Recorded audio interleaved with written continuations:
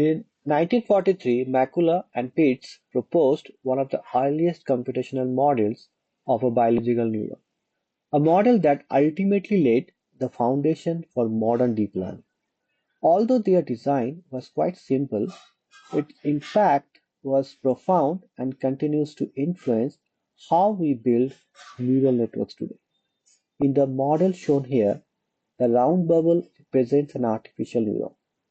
This neuron receives inputs from different variables, and in the original formulation, these inputs were restricted to binary values, either 0 or 1.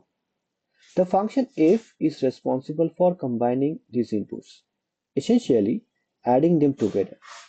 Once this combined value is computed, it is passed to G, a threshold mechanism.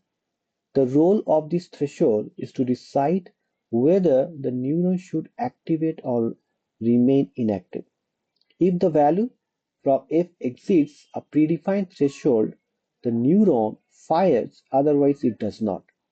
This simple idea, receiving inputs, summing them, and applying a threshold, became the starting point for more advanced neural models, and eventually for the deep learning architecture